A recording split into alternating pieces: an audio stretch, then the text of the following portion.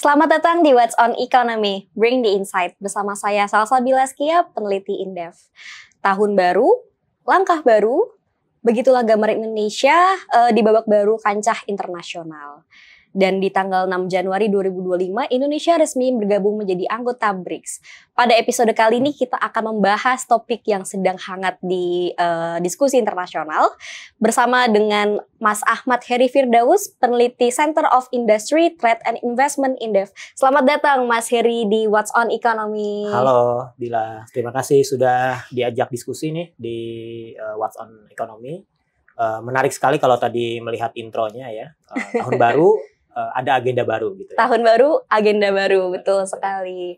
Nah, kan kita tahu nih Mas Heri ya bahwa Indonesia ini udah tergabung nih ya jadi anggota BRICS. Yang anggota BRICS ini kan ada negara apa aja Mas kalau boleh tahu ya?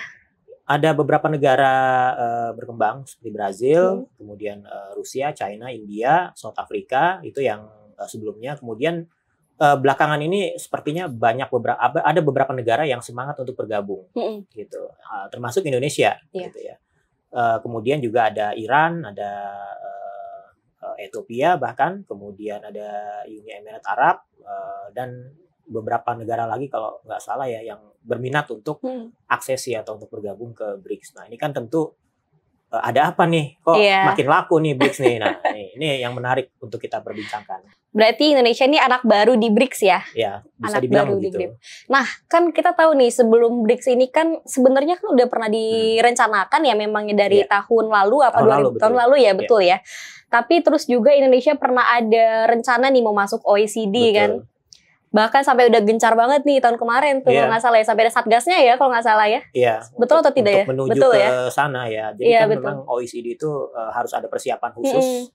Harus ada bahkan mungkin panitia khusus lah untuk mempersiapkan bergabungnya Indonesia ke sana, dan juga negara-negara anggota sebelumnya itu juga harus bisa menilai Indonesia bahwa kita layak gitu ya masuk ke OECD seperti itu. Nah tapi kenapa nih Indonesia malah milihnya bergabung ke BRICS bukan OECD? Emang tapi apa yang membedakan antara OECD dan BRICS? Lebih bagus mana sih sebenarnya?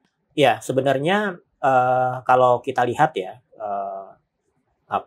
semangat pemerintah Indonesia dalam beberapa tahun terakhir ini, khususnya dalam konteks ekonomi global, sepertinya kita ini ingin masuk ke semuanya, gitu. Kita ingin masuk ke semuanya, kita ingin bergabung ke berbagai macam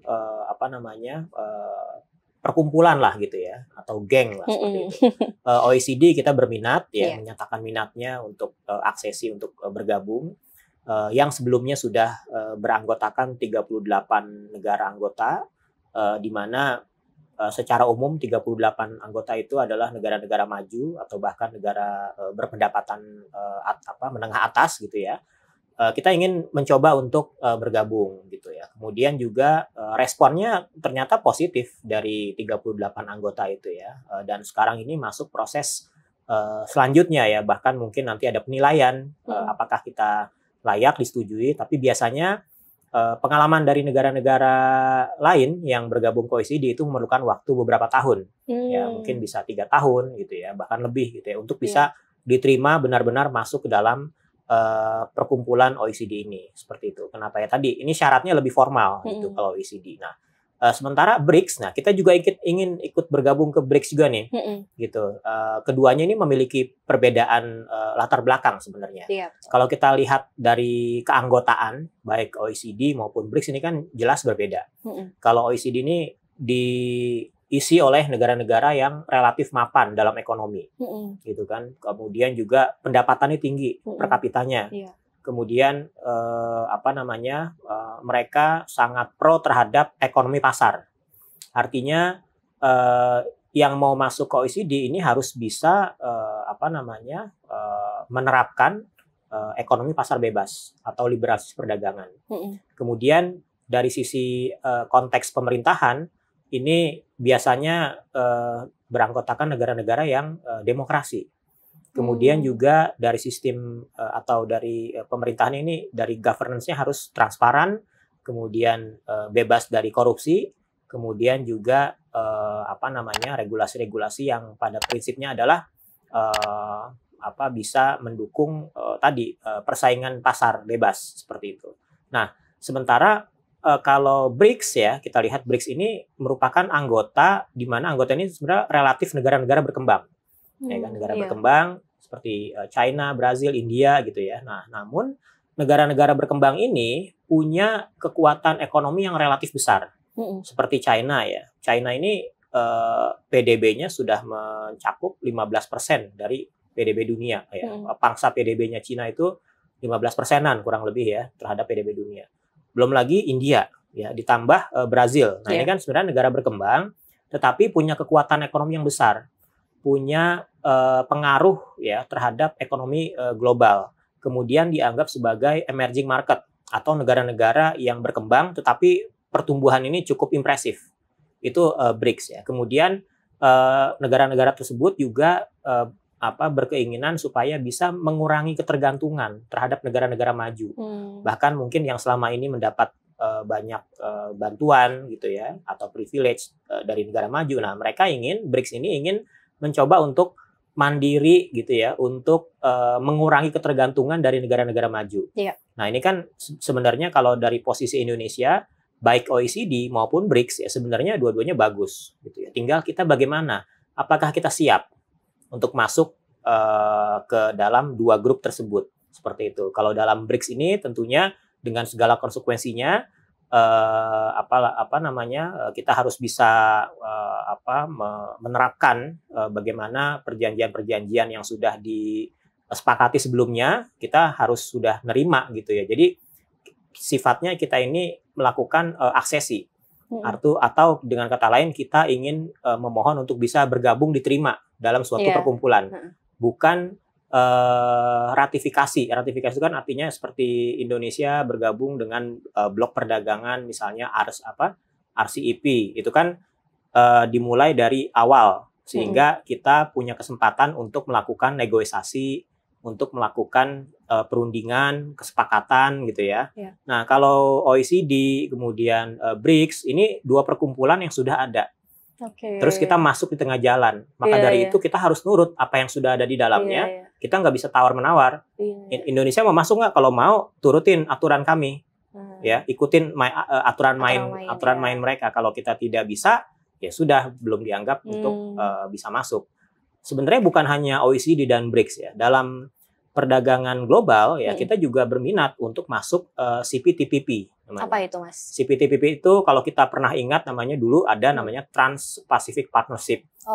Kemudian Amerika Serikat keluar. Nah, ini alumninya nih. Ya, CPTPP itu blok perdagangan multilateral ya. Anggotanya tuh ada Vietnam, ada Brunei, ada kalau nggak salah ada Meksiko ya dan sebagainya. Jadi negara-negara itu terpencar berai di mana-mana. Nah, tapi untuk bergabung ke CPTPP ini juga punya syarat sama mirip-mirip dengan OECD.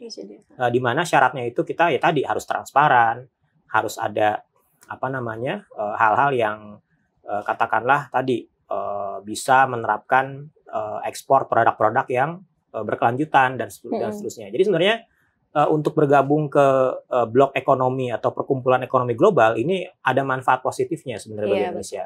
Tapi pertanyaannya apakah kita bisa mempersiapkan dalam waktu yang singkat gitu. Nah, tentu kan kita perlu persiapan dan juga kita tidak boleh absen strategi ya karena selain kita bekerja sama dengan perkumpulan-perkumpulan tersebut, kita juga di sisi lain akan bersaing gitu. Ini yang menjadi tantangan gitu ya. Apalagi kemarin ya Presiden Donald Trump itu dilantik dan sempat mengeluarkan statement-statement yang dinilai kontroversial ya untuk beberapa hal gitu ya. Nah, ini tentu kan menjadi tantangan bagi perkumpulan negara-negara berkembang ya, misalnya BRICS ya. Bahkan ada isu atau ada rencana gitu ya, bahkan kalau BRICS menerapkan mata uang sendiri maka ekspor anggota BRICS ke Amerika Serikat ini akan dikenakan tarif 100%. Dengan 100% gitu. Tapi ya itu mungkin hanya sekedar ini aja ya, tapi tentu saja Amerika Serikat sampai hari ini cukup masih bergantung dengan negara-negara berkembang. Sehingga ini harus ada solusinya seperti apa. Itu yang memang perlu adanya keterlibatan Indonesia dalam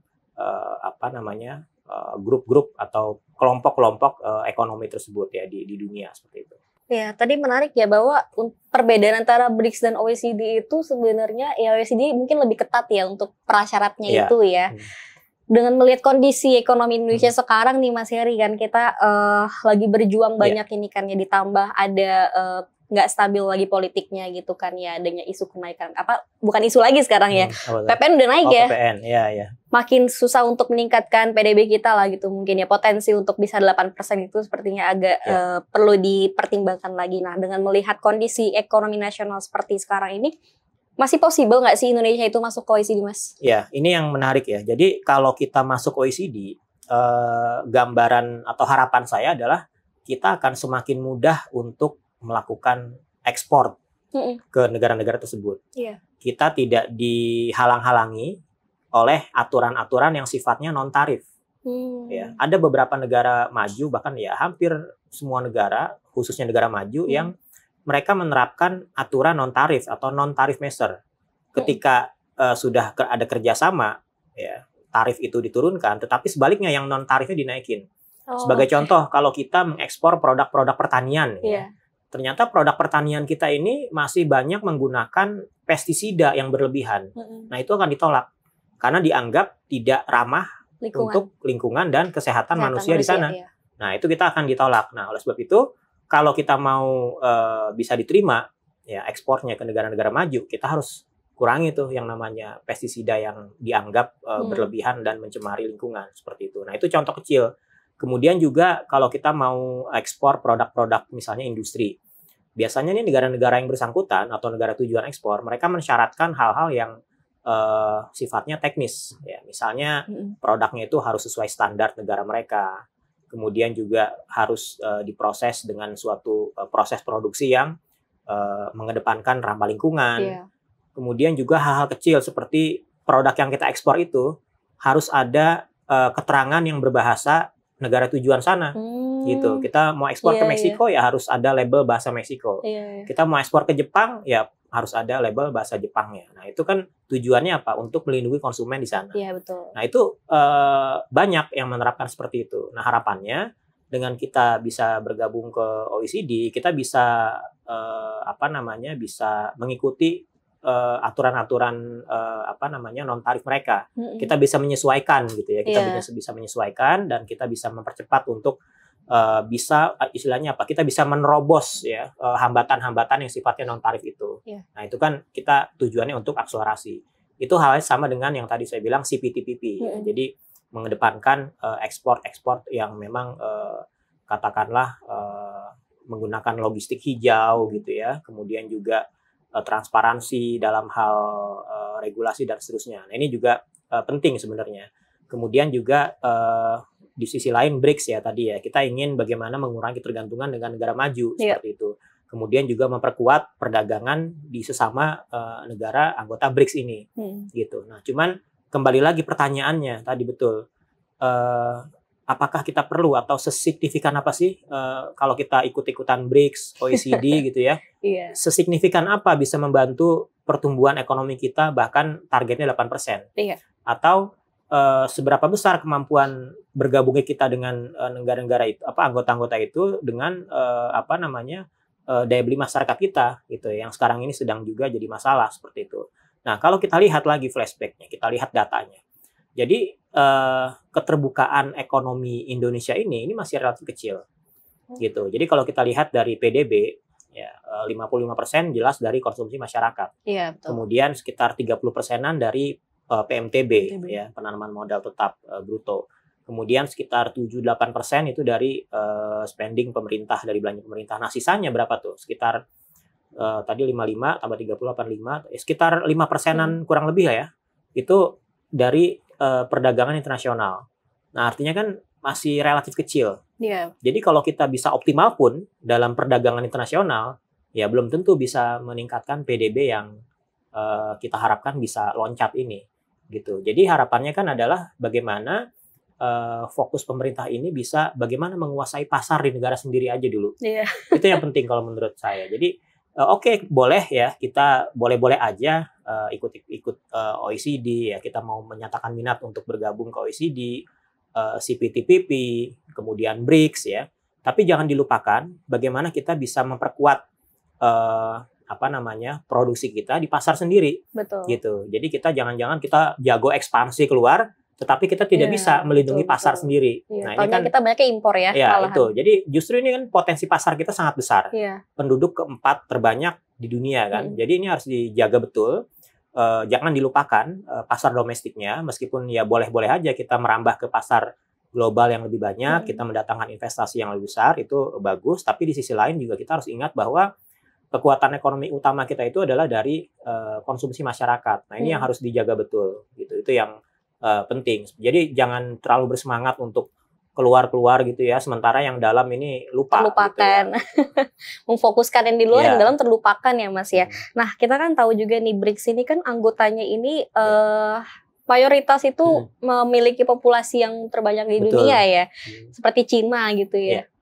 Nah, kalau kita lihat sebenarnya kan ini potensi pasarnya besar banget Mas ya, kita buat bisa ekspor keluar gitu ya. Dan apalagi ada salah satu negara seperti South Africa yang mungkin kita bisa tujukan menjadi negara ekspor tujuan kita kan untuk diversifikasi pasar ya. Nah, kira-kira untuk ke negara-negara BRICS ini sendiri potensi apa sih untuk ekspor Indonesia, dan kira-kira produk yang paling nanti kiranya akan unggul di pasar BRICS itu apa dari Indonesia kira-kira? Jadi kalau menurut data ekspor kita ya, ekspor Indonesia ke negara BRICS itu mencakup 34%, kurang lebih 35% lah ya ke total negara BRICS. Sementara ekspor kita ke OECD itu 32%. Artinya apa? Dari BRICS sama OECD ini sudah berkontribusi sekitar 67% dari total ekspor Indonesia. Artinya ini sudah banyak, gitu kan? Nah, pertanyaannya apakah yang sudah banyak ini bisa diperbanyak lagi, gitu? Atau sebenarnya masih ada nih sisanya tadi yang 30% itu yang masih bisa dioptimalkan. Nah, itulah yang jadi pertanyaan. Jadi memang betul Indonesia cukup bergantung terhadap ekspor di negara tujuan seperti BRICS dan OECD karena mencakup tadi ya di atas 30% semua, sehingga pertama ini harus kita jaga. Jadi ini traditional market yang harus kita jaga betul ekspornya ke sana. Kemudian yang kedua tadi produk-produk apa? Nah, kita lihat lagi pertumbuhan ekonomi kita berdasarkan sektor.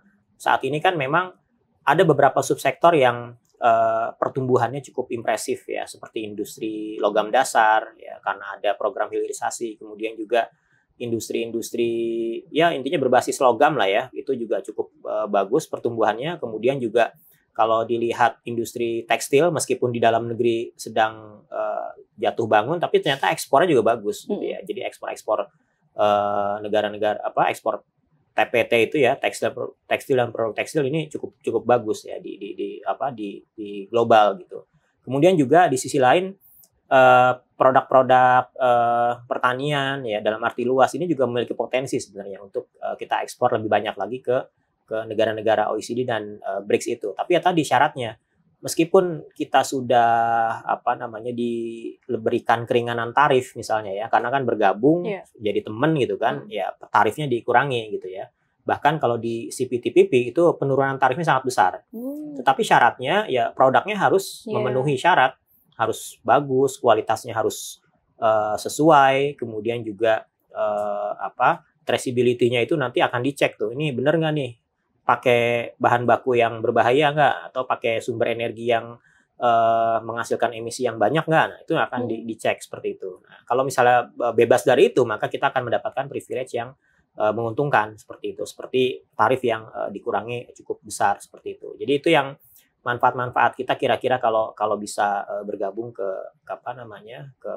ya tadi OECD, BRICS ataupun CPTPP. Di sisi lain juga kita bisa meyakinkan global ya bahwa Indonesia ini negara yang semakin ramah terhadap investasi, kemudian itu bisa menjadi modal dasar juga ya untuk bagaimana mengakselerasi sektor industri kita, di mana sektor industri kita ini kan juga menjadi salah satu andalan bagaimana kita ingin tumbuh ke 8% gitu ya. Jadi salah satu sektor yang harus tumbuh besar adalah sektor industri manufaktur, itu yang diharapkan seperti itu.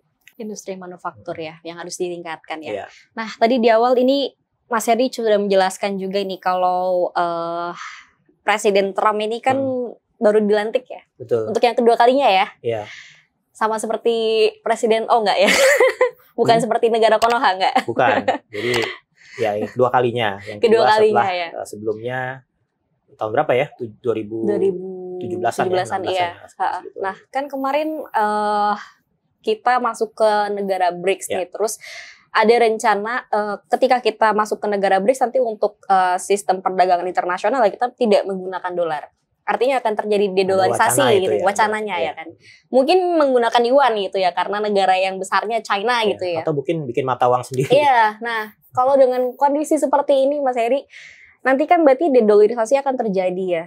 Apa sih nanti dampaknya kepada Indonesia, serta gimana nih pengaruhnya terhadap liberalisasi perdagangan internasional nanti? Apakah akan memicu konflik geopolitik nih Mas? Gimana Mas? Ya, jadi dolar itu kan punya Amerika Serikat. Ya, jadi kalau misalnya mata uangnya tidak dipakai lagi, tidak laku, nah, tentu pemiliknya akan kesel gitu ya. Bete ya, kok barang saya nggak dipakai lagi gitu ya. Dia tentu akan kesel gitu ya. Kok dolar kita nggak dipakai, apalagi kita negara-negara besar. Ada China, India, ya, ada Rusia, Brazil, Indonesia, dan lain sebagainya. Tentu ada kekhawatiran BRICS ini menggunakan mata uang selain dolar. Kekhawatiran itu muncul tentunya dari negara-negara maju, khususnya Amerika Serikat. Nah, barangnya nggak akan dipakai lagi, mata uangnya akan dipakai. Nah, tentu ada tentu yang seperti kemarin pernyataan Presiden Donald Trump itu akan menerapkan tarif. Kemungkinan akan menerapkan tarif 100% ya dari negara-negara BRICS. Nah, ini kan suatu ancaman, gertakan lah gitu ya. Ini spesifik untuk negara-negara BRICS. Iya, negara-negara BRICS ya. Jadi ini suatu gertakan ya. Ya, ke depan tentu saja kita harus melihat apakah statement Presiden Donald Trump ini realistis kalau mereka menerapkan tarif 100%. Saya rasa ini akan menjadi bumerang balik bagi mereka. Karena biar bagaimanapun ekonomi Amerika Serikat itu juga bergantung sama negara-negara berkembang. Betul. Ya, untuk produk-produk yang katakanlah labor intensif ya, yang memerlukan tenaga kerja murah, sudah tidak ada di Amerika Serikat pabriknya, nggak nutup itu biaya produksinya ya. Kalau dijual nggak berdaya saing, maka produk-produk itu harus diproduksi di negara-negara berkembang yang labor intensif, yang harga upahnya masih relatif kompetitif seperti itu. Nah, tentu saja saya rasa nggak mungkin ya kalau kita dikenakan tarif hingga 100%. Tetapi pertanyaannya begini, apakah dengan menggunakan mata uang selain dolar itu merupakan solusi bagi negara-negara berkembang, khususnya yang dalam anggota BRICS ini. Nah, tentu kita harus melihat bagaimana kekuatan ekonomi ya dari negara-negara BRICS ini, bagaimana stabilitas nilai tukarnya di setiap negara itu gitu ya. Kemudian juga bagaimana ekspornya, investasinya dan seterusnya. Ini kan harus satu semangat. Kalau misalnya mau mata uangnya sama itu seperti di Uni Eropa, dia menggunakan euro, ya tidak boleh ada ketimpangan, ya khususnya dalam interaksi ekonomi globalnya. Nah, kita harus lihat dulu apakah anggota BRICS ini sudah cukup katakanlah sepadan, merata, tidak ada ketimpangan. Nah, untuk menerapkan mata uang sendiri itu tidak mudah juga, gitu ya. Pastinya tidak mudah, gitu ya. Dan saya rasa banyak pertimbangan ya nanti ke depan, belum lagi nanti ada ya tadi ancaman-ancaman bahwa akan dikenakan tarif besar dan seterusnya. Tapi saya rasa itu tidak akan ya, karena tentu Amerika Serikat akan mengambil keputusan yang saya rasa cukup realistis. Tetapi yang dikhawatirkan adalah perang dagang ke spesifik market mitranya Amerika Serikat, yaitu berupa pengenaan tarif ya, pengenaan tarif untuk China misalnya, untuk Meksiko gitu ya. Secara tidak langsung memang tidak mempengaruhi Indonesia, secara langsung tidak mempengaruhi kita, tapi secara tidak langsung ini akan mempengaruhi gitu ya. Dimana kalau ekspor China dikenakan tarif yang tinggi ke Amerika Serikat, ini akan membuat volume ekspor dari China ke Amerika Serikat mungkin akan berkurang gitu ya. Di sisi lain ekspor kita ke ekspor Indonesia ke China ini kan banyak, artinya bisa jadi kalau ekspor Chinanya lemah atau lesu, turun, melambat, nah ekspor kita ke China juga ikut kena dampak seperti itu. Dan juga apa namanya, ini bisa jadi suatu ancaman juga ya buat Amerika Serikat. Karena apa? Karena dengan adanya tarif tinggi ini akan tentu saja akan menimbulkan inflasi atau inflasi yang akan sulit dikendalikan di Amerika Serikat gitu ya. Karena tentu harga-harga barang impor nanti akan mahal. Iya. Ya kan? Nanti dampaknya juga ke Indonesia Ya, ya. khawatirnya akan terjadi era suku bunga tinggi lagi Iya. di Amerika Balik Serikat. lagi ya. Sehingga nanti dolarnya juga bisa Iya, betul. pulang lagi, balik lagi. Nah, ini tentu akan menjadi suatu ya perputaran gitu ya. Ada aksi, ada reaksi. Nah, nanti kita akan lihat ke depan bagaimana kebijakan konkret dari Presiden Donald Trump terhadap konstelasi perdagangan internasional. Tentu saja negara-negara BRICS ini tentu akan merespon seperti itu. Oke. Nah, tadi kita kan mau ngelihat nih gimana kira-kira aksi, ada aksi, ada reaksi gitu ya. Nah, kalau kita ngelihat struktur ekonomi Indonesia ke Amerika ini kan salah satu produk unggulannya untuk ekspor itu kan berupa pakaian jadi ya. Pakaian jadi dan beberapa jenis aksesori fashion lainnya nih. Terus kalau kita ngelihat kondisi yang seperti itu Mas Heri ya, dengan ada aksi dan reaksi seperti itu di mana nantinya misalkan Presiden Trump jadi mengenakan tarif 100% gitu ya untuk negara-negara BRICS, gimana dampaknya untuk industri tekstil di Indonesia? Terlebih lagi kan sekarang nih lagi ada banyak PHK ya, terus ada beberapa perusahaan yang terlihat ada bangkrut lah gitu, ada yang bangkrut ya gitu ya.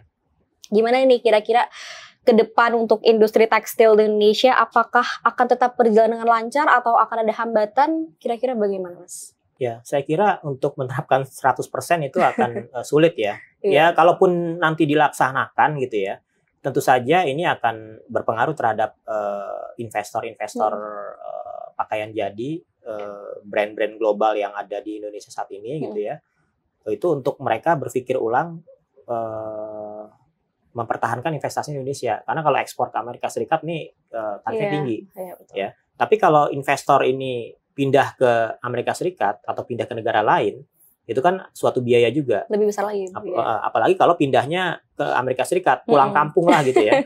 Jadi merek Amerika Serikat nggak boleh sebut merek ya di sini.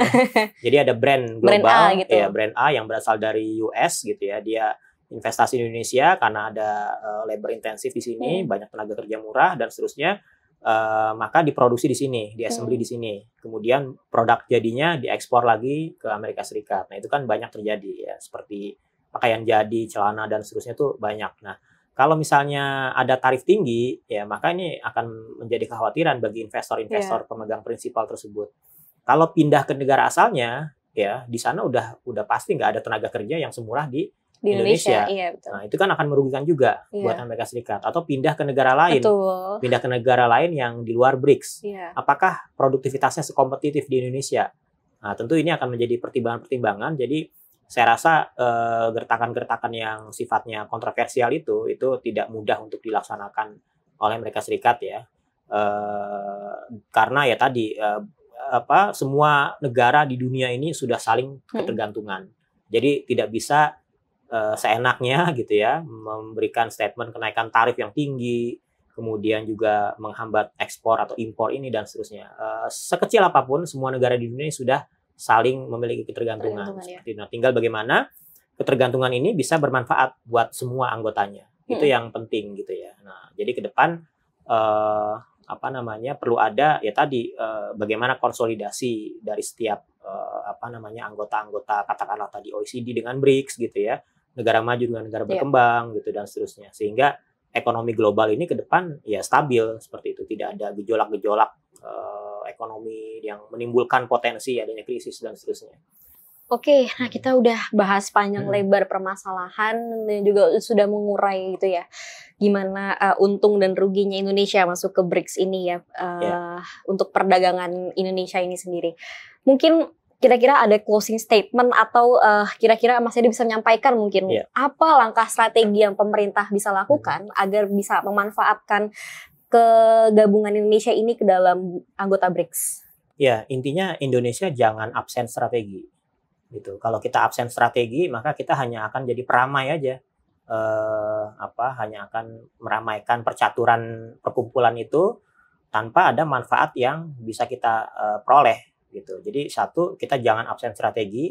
Nah, strategi apa yang perlu dilakukan? Ya tentu tadi penyesuaian terhadap peningkatan kualitas produk kita agar bisa diterima di negara-negara maju. Kemudian juga dari sistem governance di kita juga ya tadi ada penyesuaian, transparansi, anti korupsi dan seterusnya. Kemudian juga kalau kita nanti masuk OECD maka kita konsekuensinya harus pro terhadap ekonomi pasar, perdagangan bebas. Nah, kita harus bersiap bagaimana selain kita nanti bisa ekspor dengan mudah ke negara-negara OECD, persiapkan juga bagaimana sistem pertahanan pasar domestik nih. Jadi jangan sampai kita banyak kebobolan lah istilahnya gitu ya. Tentu kita harus bagaimana membuat suatu ketahanan atau pertahanan terhadap di pasar domestik kita gitu. Kita punya potensi pasar yang sangat besar, harusnya itu bisa kita isi dengan produk-produk dari Indonesia sendiri gitu ya. Kita juga nggak kalah ya produk-produk kita terhadap produk-produk luar. Jadi itu yang harus dilakukan, meningkatkan daya beli masyarakat, pendapatan per kapita itu sangat penting. Ya tadi caranya bagaimana supaya kita bisa menjaga stabilitas ekonomi domestik, kemudian juga meningkatkan pendapatan per kapita dengan cara membuka lapangan pekerjaan yang sebanyak-banyaknya, kemudian juga meningkatkan pendapatan dan seterusnya. Ini juga sangat penting ya. Jadi jangan terlalu fokus bergabung terhadap BRICS ke BRICS atau OECD. Harus diperhatikan juga perlindungan pasar domestik. Nah, itu beberapa strategi yang bisa dilakukan. Sebenarnya banyak ya. Salah satunya contohnya Amerika Serikat. Mereka melakukan strategi mempertahankan pasarnya terhadap serangan-serangan dari negara-negara lain gitu yang dianggap bisa membahayakan ya. Bahkan tidak hanya produk barang manufaktur ya. Sosial media aja kan yang baru-baru ini di ban ya, itu nggak boleh. Itu salah satu bentuk pertahanan gitu ya. Nah, Indonesia bagaimana? Kita mau pakai sistem pertahanan seperti apa nih untuk menghadapi gempuran atau potensi gempuran produk-produk impor yang nantinya akan semakin mudah masuk ke Indonesia kalau kita bergabung dengan BRICS ya, dengan OECD dan sebagainya seperti itu. Jadi kita jangan absen strategi itu. Oke, terima kasih. Kuncinya adalah jangan absen strategi. Terima kasih banyak Mas Heri untuk diskusi di What's on Economy untuk episode kali ini. Semoga kita nanti ada bisa ngobrol-ngobrol lagi Mas ya, mungkin tentang topik hangat lainnya nanti. Bergabung di BRICS merupakan kesempatan emas untuk Indonesia naik kelas. Tapi kita butuh strategi yang matang agar bisa mendapatkan untung maksimal. Kerja sama yang solid, peningkatan daya saing, dan diplomasi yang cerdas menjadi kunci sukses Indonesia di BRICS. Nantikan episode What's on Economy selanjutnya di YouTube Indef Official. Untuk informasi dan kegiatan Indef lainnya, teman-teman bisa kunjungi di Instagram @indef_official. Terima kasih dan sampai jumpa kembali.